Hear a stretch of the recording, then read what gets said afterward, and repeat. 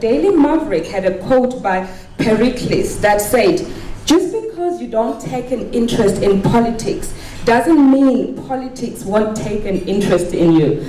Bob Scholes, Mary Scholes, and Bill Lucas, as you know, produced this book on Southern Africa and climate change. The headline is, "Twice the global mean warming down here." Barack Obama, with executive powers, was able to forge a U.S. role, constructive role, in the Paris Protocol on climate change and in agreement with the Chinese. Trump claims to be a climate denialist. The kind of compensation arrangements and effort at mitigating so that Africa can adapt to this critical problem was very much in the Obama-Hillary Clinton mindset. And it seems to be absent from the Trump-Pence mindset. Trend that we began to see in the world, that the established political constructs are being challenged.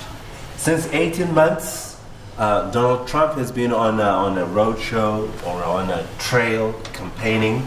The Mexican peso is down 35% and continues to weaken. With all these threats around renegotiation of the NAFTA and all these trade deals that are benefiting countries like Mexico in a big way, has really sent a shockwave in terms of how emerging market countries will respond. Mexico is an emerging market country, so is South Africa, so is China. When the announcement around, different to Brexit, we saw markets actually sanguine. There was some sell-off out of Asia. We've seen the Nikkei decline about 5%, which was all made up yesterday. We've seen also in South Africa, there has been flattish movements, in fact, in terms of a sell-off on equity markets. In the US, in fact, markets were up as a result of the announcement. Basically, the US Congress is under Republican rule, which makes policy formulation a lot more effective. They can pass a few things without having had a gridlock situation, which was there for the last 8 years. If you look at the lackluster outcome globally, it created situations where negative interest rates became the norm. We're now sitting at $12 trillion worth of negative yielding bonds. The world was sitting in a point where there was no impetus for growth. This 500 billion worth of market cap that has been shaved as a result of a sell-off in bonds, where I said, I look at this and say, this is what the world has needed for 8 years. We needed higher interest rates. We needed inflation. From a purchasing power parity, there are weaknesses in our model, but there is some fit to South African data to some degree. It is still oversold. Its fair value ought to be around 12.5 to the US dollar.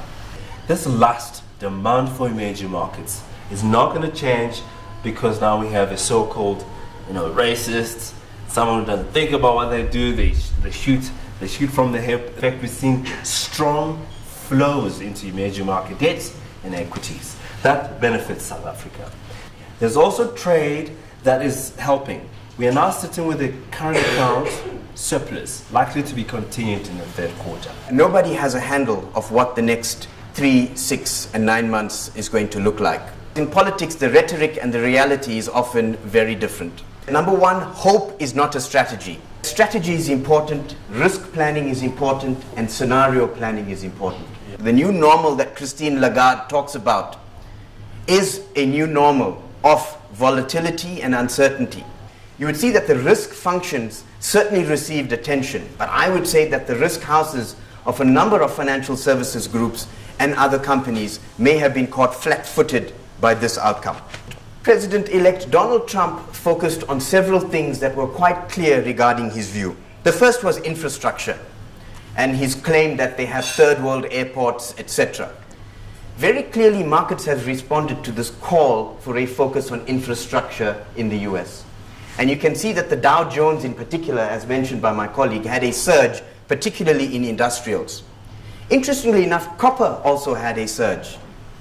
That is linked to construction, it's linked to infrastructure, it's linked to people building stuff. During the financial and post-financial crisis in 2008, the Dodd-Frank Act started being formulated, and in 2010 it was implemented. And essentially it was a harder hand on banks. Banks were also more closely monitored with a number of oversight agencies that were taking a closer look at them. One of the comments, again, from the new incoming regime, a re-examination of Dodd-Frank's as a move in which banks may have more maneuvering to come back. And this is the battle and the ideological battle that is taking place. Having been through that financial crisis, one cannot underestimate the devastation that it wreaked in people's lives in terms of homes lost and societal fracture. In terms of the health sector, I think there was a very firm commitment to repeal some of the changes that President Obama and others put forward in terms of the so-called Obamacare. I think there'll be severe repercussions on this. A lot of comments made on global warming, whether this is true, whether this is not. And you can see it already linked to the tech sector, particularly the tech sector in new energy and solar already has had some impact. While we saw the Dow Jones enjoy a surge, one would see that the NASDAQ and tech stocks seem to have had some pressure placed on them. Some of this is linked to the fact of how Silicon Valley had initially reacted to Trump and some uncertainty around that. So I think the theme that's coming out is people don't know. And markets being the most visceral response, they respond. It's like lightning, seems to have been pushing in a certain direction. If I look at the United States Global Agenda Council, which was really made up of leaders drawn from different sectors, was really a re-examination of the world liberal order and the challenges that it was undergoing. It impacts this concept of globalization, which really post-World War II was a movement that started to change the world trade order. NAFTA and a number of these are outcomes of this attempt for the globe to connect to one another. From a security perspective, you can already see some of the comments made from the perspective of NATO as an example, that a withdrawal of the United States, certainly from NATO and from Europe, may open up the South China Sea, may open up the Balkans to greater pressure from the forces that are at work there, may encourage countries to develop their own nuclear response. China, India, and the rise of BRICS, which is a counter movement. There will certainly be some pundits that say, absolutely, it's glad that we planted seeds in these because it provides an alternative way of thinking. But even those institutions have to learn to work with this new global order. US bonds and certainly US treasuries and the US markets are highly dependent on Chinese investment. In fact, it is the single largest investment bloc perhaps. That symbiosis is very important. Enlightened self-interest in this period going forward will work very hard to make sure that it makes sense for all the parties involved. What does an entrepreneur do? How do you interpret this outcome out of Trump and the US? A few things. Cost of capital is going to remain relatively lower in SA because domestic matters are more important for monetary policy formulation. It should be easier to borrow. And with the likely interest rate cuts as we continue, despite what happens in the US. Donald Trump is uncharted territory for me. He's a 70-year-old narcissist who has won the presidency by white backlash. Now, America is becoming a majority-minority country. By the middle of the century, demographics will bring African Americans, Asian Americans, Hispanic Americans into the majority. I'm all for infrastructure. I'm all for tax reform. Those are two signature issues that have bipartisan support. But Ryan's going to have to pull his caucus together. Trump has the Republican Congress, and he has now going to, God damn it, a Republican Supreme Court, because he's going to make those appointments. So for the next 25 years, you're going to have very conservative. There's a lot of things that are going to happen that are going to set off knock-on effects within the preoccupations of the American domestic fragile system.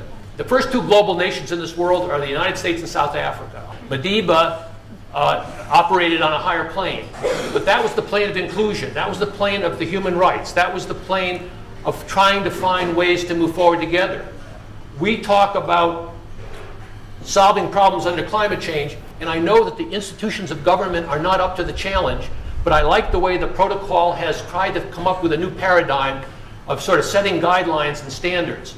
We can talk about the markets and the short-term response, and maybe there'll be some reassurance, but he and his Republican colleagues have given no alternative to Obamacare. They have given no way to finance this great infrastructure reform, which I'd love to see. They have no resolve to reduce the huge inequalities in the United States which rival South Africa's. The demographics of the world are real. We know there's aging population in Asia and China. We know there's aging populations in Europe. That's not going to fuel growth. We know that America's still dynamic.